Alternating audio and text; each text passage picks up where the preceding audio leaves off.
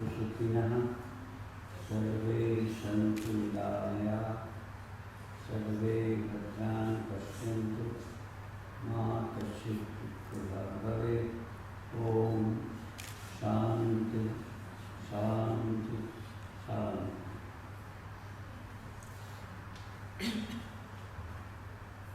बहुत थोड़े समय में बहुत बातें आपने सुनी। उन्हीं बातों को विधि बदल के उसी विधि से हम दोहराएंगे, क्योंकि बात उतनी ही है। कहने के ढंग बदलते हैं। क्यों बदलते हैं? सुनने वालों के मन के सोचने के तरीके भिन्न होने से किसी को कुछ अच्छा लग जाता है, किसी को कुछ। अभी आपने सुना कर्मयोग, भक्ति योग, ज्ञान योग। बुद्धि प्रधान लोगों के लिए, तर्क प्रधान लोगों के लिए ज्ञान योग है। हृदय प्रधान, भक्ति प्रधान लोगों के लिए, विश्वास प्रधान लोगों के लिए भक्तिमान। और जो कर्म के प्रकृति के लोग हैं, उन्हें कर्म योग का मार्ग अनुकूल पड़ता है। भगवान कृष्ण ने भी यही कहा कि तुम बिना कर्म के रह ही नहीं सकते।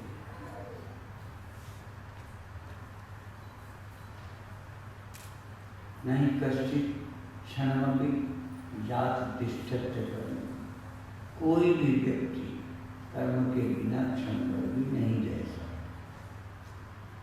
तो कर्म हम प्रकृति से मजबूर होकर करें, इसके बजाय क्यों ना हम उसको सेवा भाव से, कर्तव्य बुद्धि से, भगवत भाव से करें।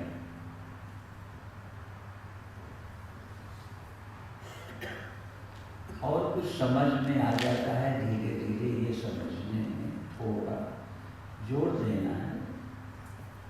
भगवान ने कहा जो तुम करते हो सब मुझे दे दो।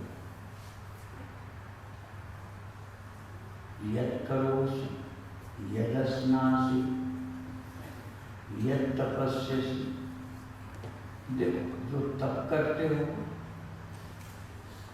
जो करते हो, जो जुहोसि हवन करते हो, यहाँ तक यदस्नास जो तुम खाते हो वो भी मुझे अर्पित करो। जरा कल्पना करो कैसे अर्पित करो। माने खाने के पहले दे दे मैं, तो हम भूखे मरे। भगवान कहते हैं जो खाते हो वो दे दो। माने खाकर तुम अपने अहंकार को तृप्त न करो, तुम मेरे लिए खा। जैसे एक ट्रैक्टर डीजल खाता है, यद्यपि वो दिमाग नहीं है उसके पास, इसलिए उदाहरण हम देते हैं। ट्रैक्टर डीजल खाता है, सर्विस कराई जाती है, तो उसमें ट्रैक्टर के लिए क्या है? कार क्या खाती है? कार में पेट्रोल लगता है, सर्विस होती है, लेकिन कार के लिए क्या है? वो तो किसी और के लिए। पर मान लो तुम भी एक कार हो, मान लो एक कार हो, तो खाते हो, डीजल की जगह रोटी खाते हो, दाल सब्जी खाते हो। तुम्हारी भी देख रेख सब करनी पड़ती है, स्नान करते हो, इसकी देख रेख करो। पर ये कार किस लिए है? इस कार का अपना क्या प्रयोग है? यदि इसमें से पेड़ की तरह पेड़ बढ़ता है, पेड़ फूलता है, पेड़ फलता है, काम आता है, पर पेड़ में और हम में फर्क क्या है? जो कुछ पेड़ में होता है वही यहाँ हो रहा है। तुम भी बढ़ते हो, तुम भी खाते हो, तुम भी फूलते और फलते हो, अर्थात बच्चे होते हो। पेड़ में और तुम में फर्क क्या है? केवल उसमें प्राण है और तुम में मन बुद्धि भी है। उस मन बुद्धि के कारण तुम अपने को कर्ता मानते। पेड़ कर्ता नहीं बना।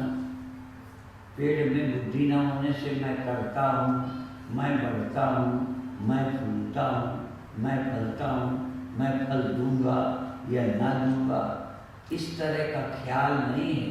बाकी पेड़ में और मनुष्य में फर्क हो गया। इसीलिए हमारे धर्म ग्रंथों ने क्या कहा,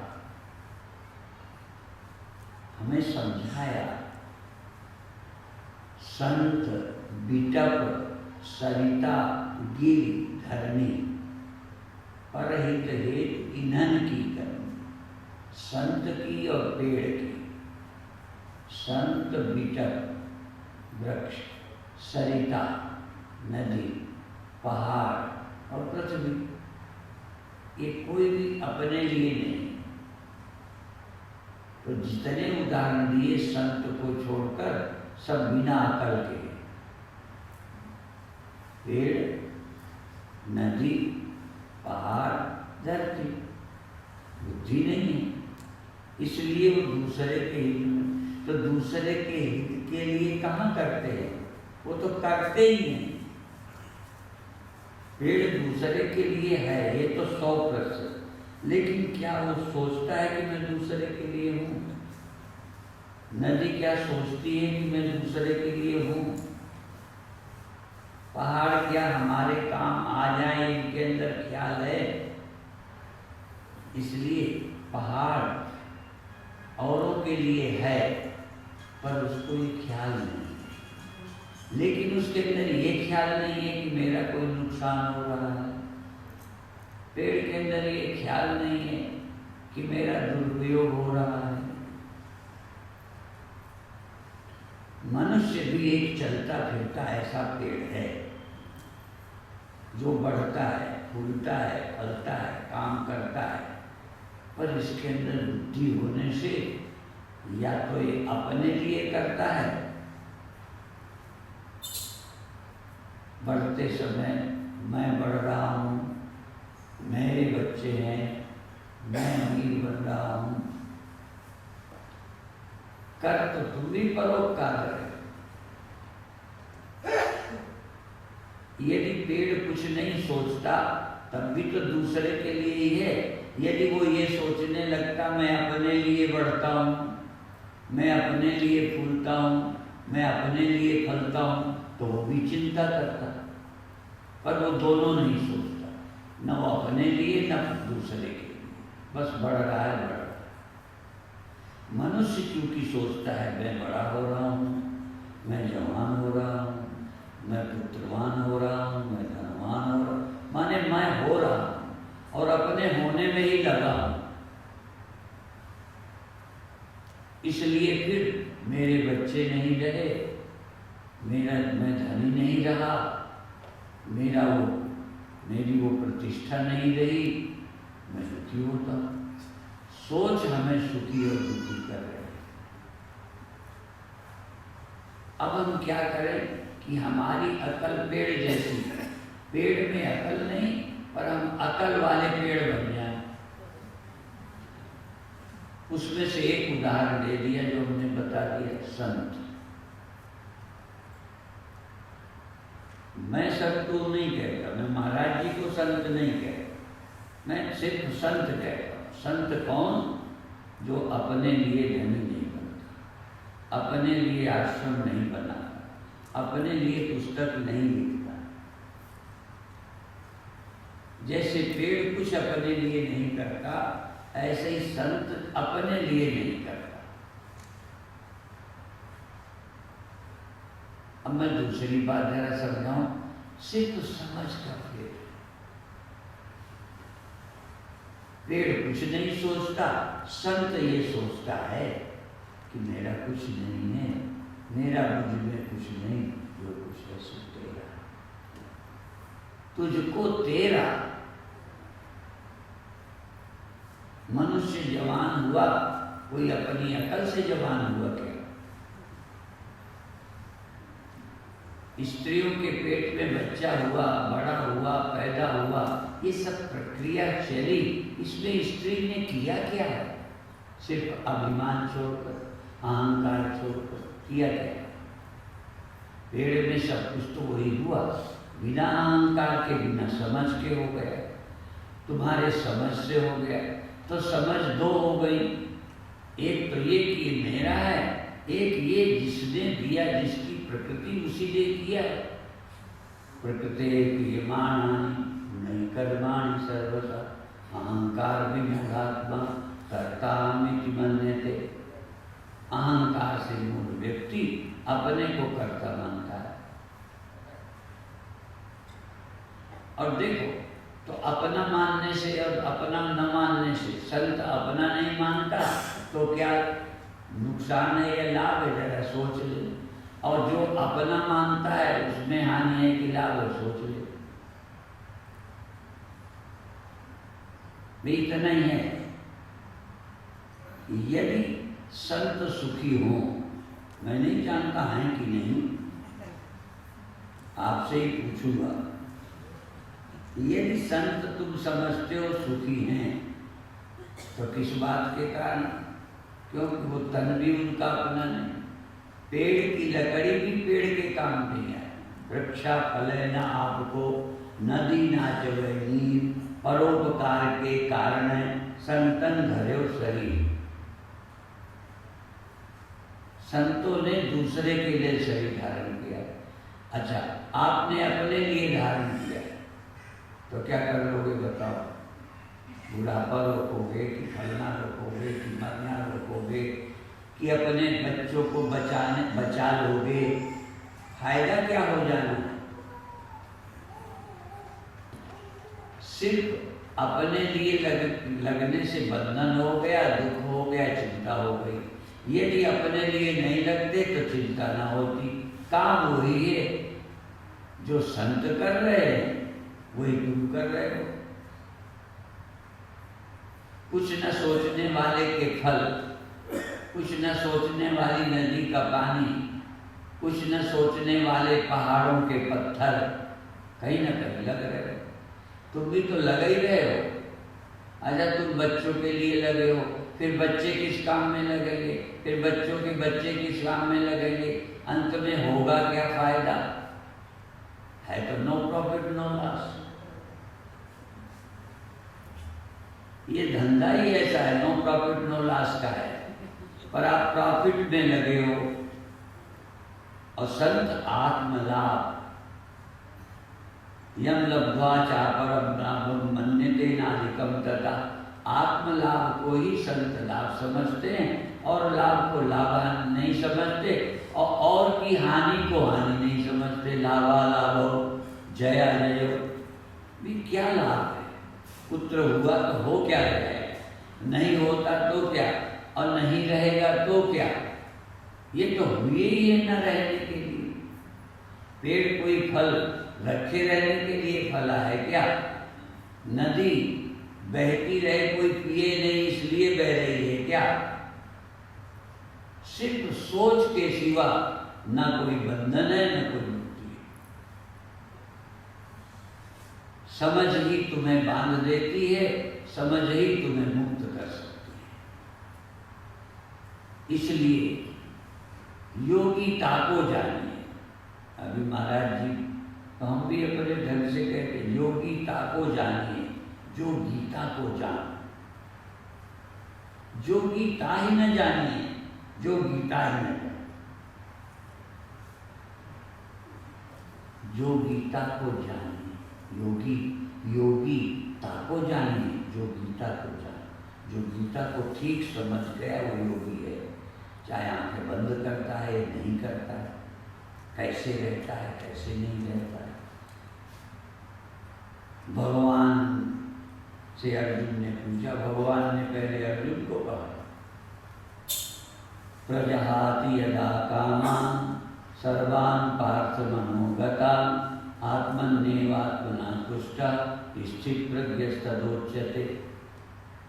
जिसने मन की सभी कामनाएं छोड़ दी, कोई कामना ही नहीं। जैसे देखो, समझ होते हुए भी जैसे कुछ पाना ही नहीं, कोई यहाँ लाभ ही नहीं।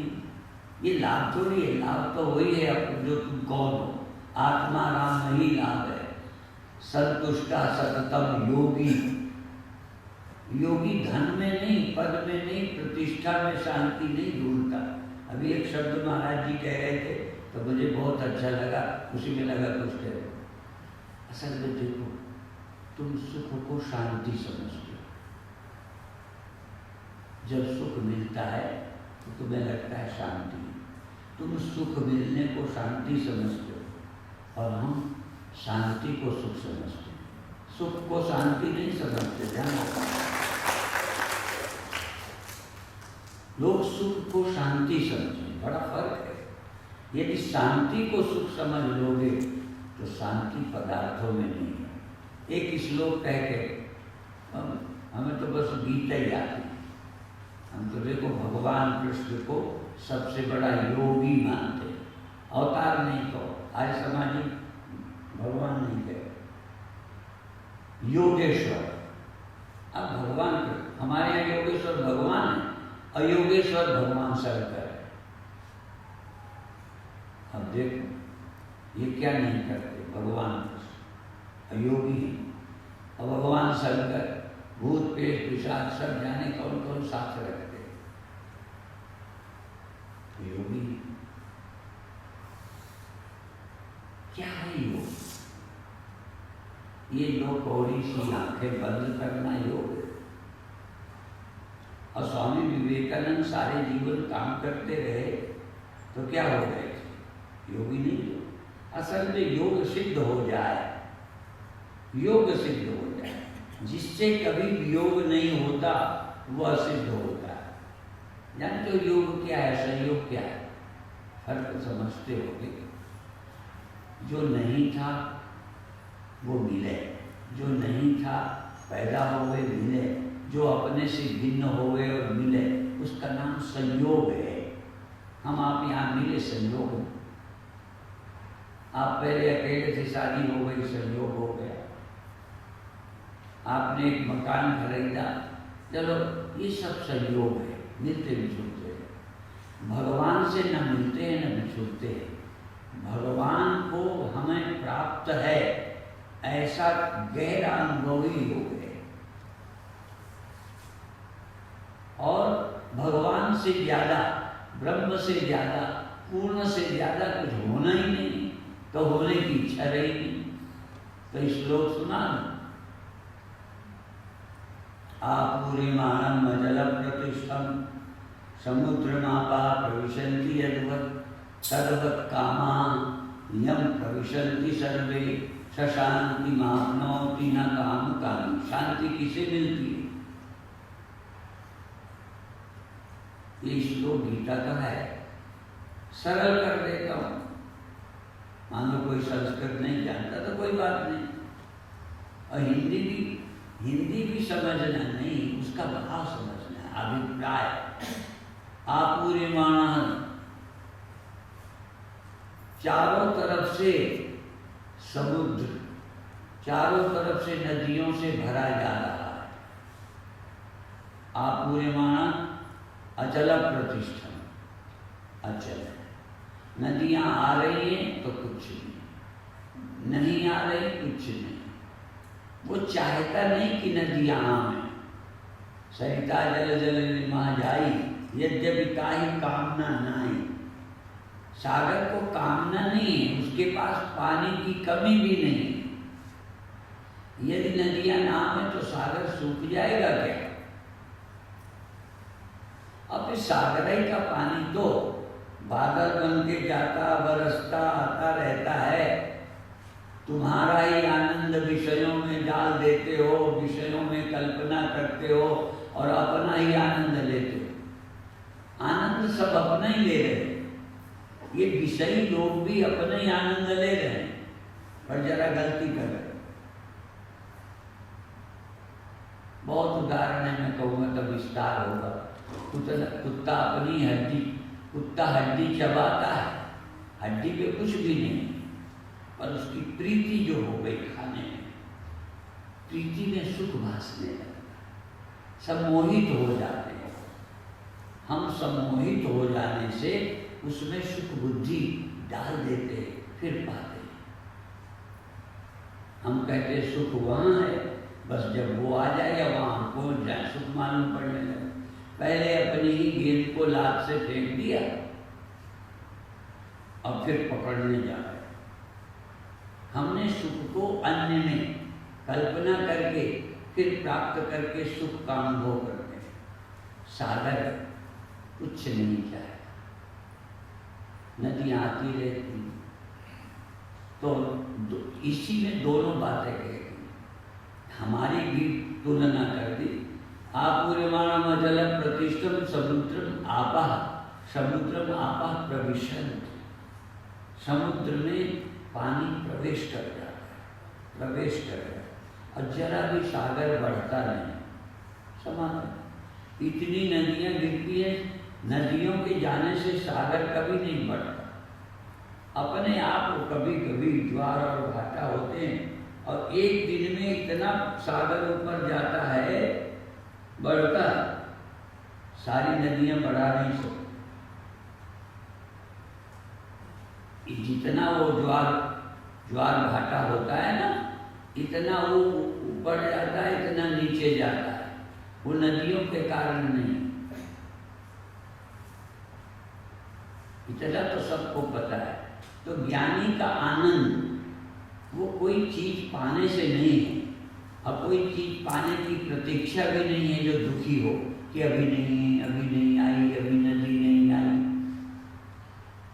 तो आधा श्लोक बड़ा महत्व का है।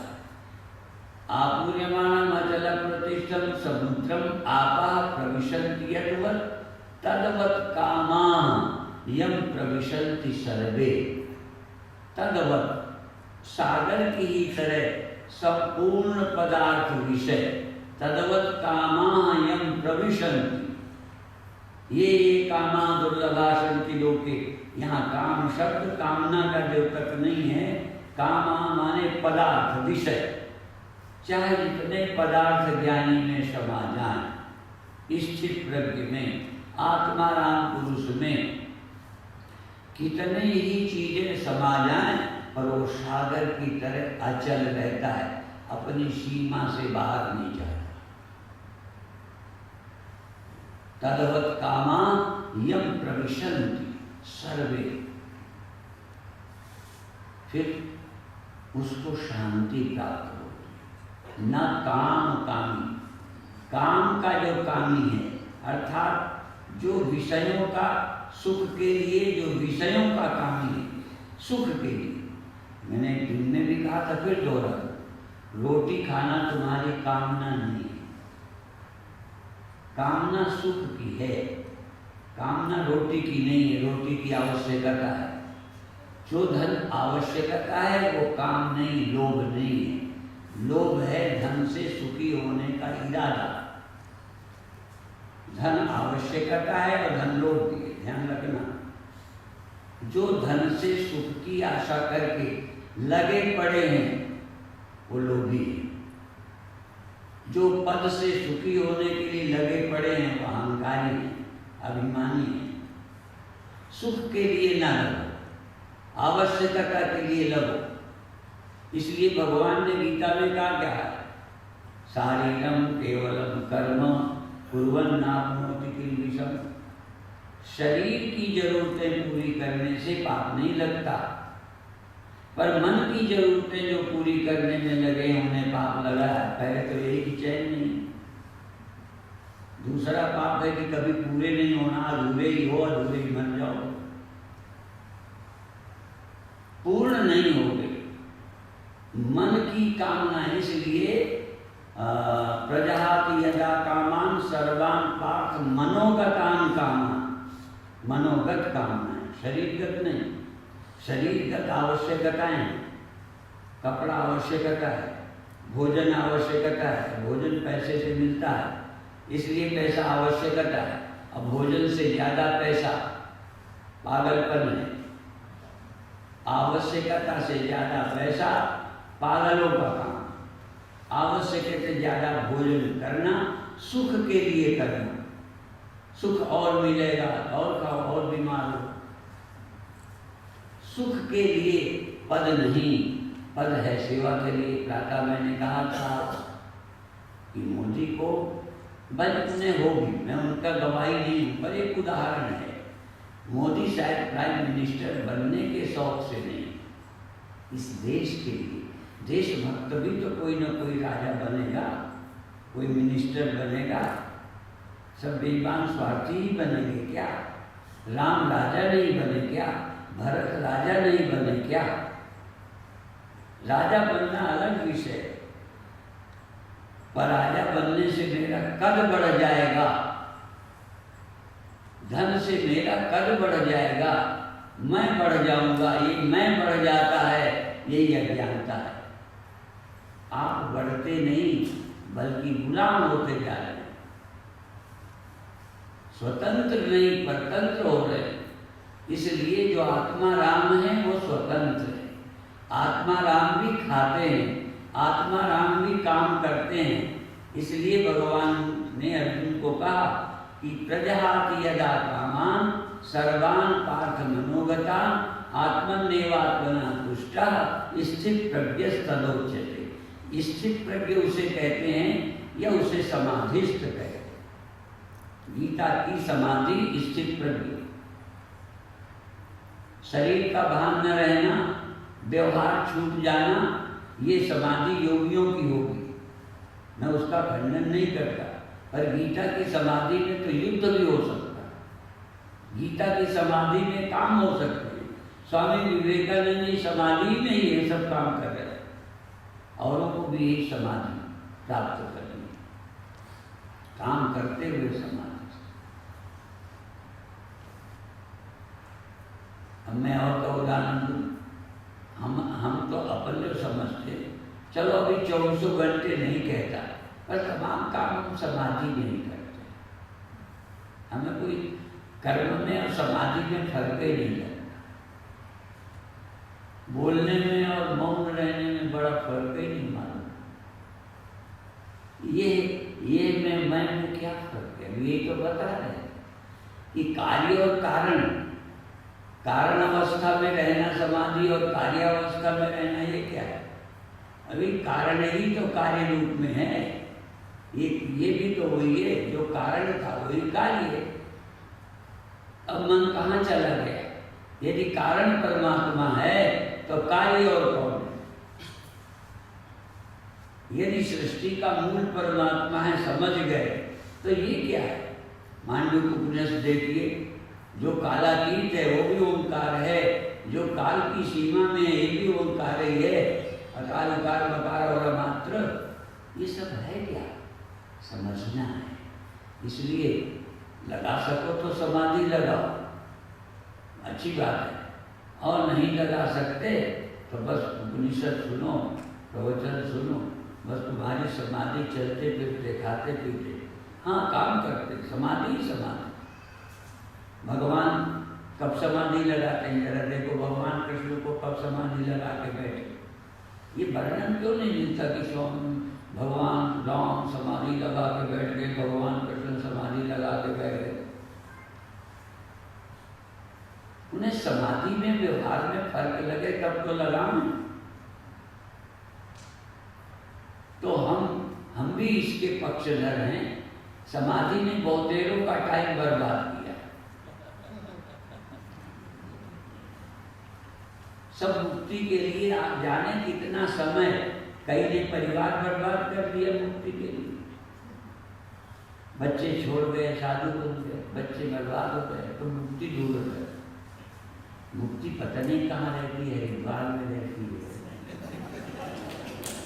आदमियों से बड़ा परहेज रखती है मुक्ति, पता नहीं आदमी को हो क्या गया है। और आदमी को जो कुछ हुआ तो हुआ, ये समझाने वालों को पता नहीं क्या हो गया है, जो क्या कहना समझाते। काम करते हुए तो मुक्त नहीं रह सकते, चलते फिरते मुक्त नहीं रह सकते। तभी जब भगवान ने कहा वो समाधिस्थ होता है स्थित प्रज्ञ, तो अर्जुन कहता है स्थित प्रज्ञ से का भाषा समाधिस्थ से केशव। स्थित भाषेत विमाशित ब्रजेत की। अर्जुन कहता है ये समाधिस्थ पुरुष कैसे चलता है, क्योंकि समाधि वाला तो चलता नहीं ना। समाधि वाला तो बेचारे की श्वासें भी बंद हो जाती है, समाधि वाला सुनता कुछ नहीं, पता नहीं। तो अर्जुन को शंका हो गई कि समाधिस्थ पुरुष कैसे चलेगा, कैसे बोलेगा। तो भगवान कृष्ण लगातार समझाते हैं। गीता तो है ही समाधि। अब मैं बता दूं, गीता ने अनेक पद्धतियों से उसी सत्य में स्थित होने की बात बताई, गुणातीत होने की बताई। अब कई कहेंगे हमारा सत्वगुण हमेशा नहीं रहता। सत्वगुण हमेशा रहे तो सोओगे कब? और तमोगुण आए ही नहीं तो सोओगे कैसे? डॉक्टर तो कहते हैं 6 घंटे कम से कम सोना चाहिए। जो सोए ना उसका लोग कहते हैं कुछ इलाज करना पड़ेगा। अब बताओ तमोगुण इतना जरूरी है, फिर भी आप उससे परे।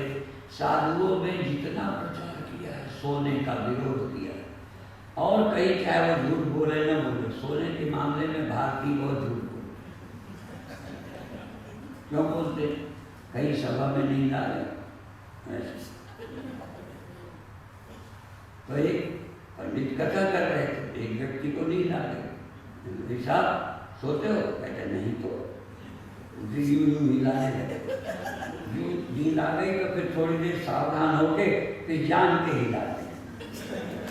लोग समझ लें कि सो नहीं रहा तो सिर हिला रहा, इतना चालाकी कर रहा है। ये नहीं कि कहानी नहीं थी, नींद को छिपाने के लिए सीधे ना। तो कथाकार भी विद्वान तो दोबारा फिर कहता सो रहे हो? कहते नहीं। तो वो समझ गया जब मैं कहूँ सो रहे हो तो नहीं तो कहेगा। तो फिर वो सोने लगा तो कहे तुम असली बाप के हो? कहता है नहीं। तो पता चल गया कि सो रहा है। ये सोना और जगना न दृष्टि संप्रवृत्तानि न मृत्तानि काम से, किसी गुण के लाने या हटाने का प्रयास ही नहीं करता। वो साक्षी है, ये आते जाते रहते हैं। जागृत भी होगा, स्वप्न भी होगा, सुसुप्ति होगी। साक्षी न जगता है न सोता है, और साक्षी ब्रह्म है। साक्षी ब्रह्म स्वरूप है, नहीं भेद को गंध। राग द्वेष मति के धर्म, तामे मानव अंग। अपने स्वरूप में इनको आरोपित करता है। तेरे में कहाँ है? सच तो ये है कि जब तक बुद्धि थी तो बंधन था, और उसी बुद्धि से मुक्ति।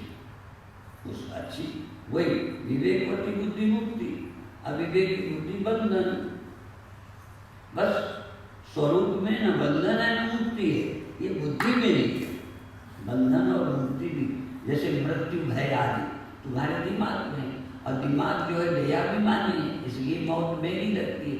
मेरी मौत होती नहीं तो मेरी नहीं होती, मेरी होती है, दोनों समझ हमारी बुद्धि पर निर्भर है। मेरी होती है या मेरी नहीं होती। अविवेकी की होती है, विवेकी की नहीं होती। लोग बाकी जो वाली होती होगी वो विवेकी की भी होगी, देह की। अविवेकी की देह के साथ अपनी होती है, विवेकी की देह की होती है, अपनी मौत नहीं होती। इतनी सी बात है। बाकी कोई कहे वेदांत को प्रैक्टिकल करके दिखाओ। आत्मा अविनाशी है, प्रैक्टिकल करो।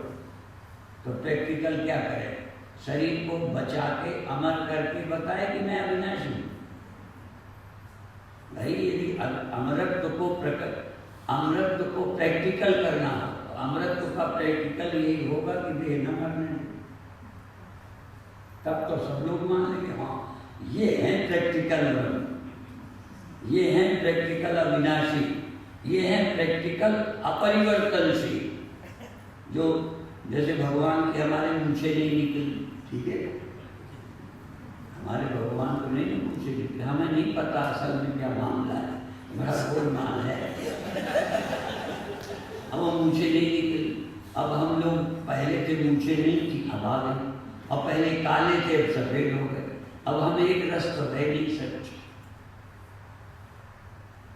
और इसी तरह और बता दें, हम नहीं मरते सारे जीवन। महात्मा कहते हमारी मृत्यु नहीं होती, इसलिए मृत्यु हो जाए ना देह की तो उसको लोग छिपा लेंगे, गायब कर देंगे, जिससे चेले न देखें कि गुरु जी मर गए। अभी नहीं, एक महात्मा जी थी, अभी समाधि में ही है कई महीने से। हाँ, मरे मराए धरे, काहे को नाम लेना, तुम सब जानते हो, टीवी देख रहे हो, कितना नाटक चलता है, कितना फरेब चलता है। अब देखो, जिन गुरुओं ने ज्ञान दिया उनके चेले मूर्ख। हम बताओ, अब जिनके चेले इतने मूर्ख है, गुरु खिलाड़ी ही रहा होगा, गुरु तो नहीं कह सकता, खिलाड़ी कहेगा। काहे का गुरु जो बुद्धू बना गया चेले, सच्चा ज्ञान न देकर झूठी बातों में अटका गया। वो समाधि में है, अभी मरे नहीं हैं, और कोर्ट कचहरी हो रहा है, फिर कोर्ट फैसला कर रहा है। अच्छे ने जाने नहीं दे रहे, देखने नहीं दे रहे, और जाने कितनी ठंड में रखे हुए हैं, तो बर्फ में तो पड़ेगा, मुर्दा नहीं सकता। तो ये सब देखो, तुम भारतीय हो, विश्वासी हो, इसके लिए बधाई है, पर ज़्यादा मूर्ख बनना छोड़ो। चलते फिरते, हाँ, चलते फिरते भगवान, हंसते खेलते भगवान, बोलते चलते, काम करते, घर का काम करते। हमारे भगवान देखो, भगवान कृष्ण का तो रिकॉर्ड ही तोड़ दिया हर काम, चोर जार सिखावन।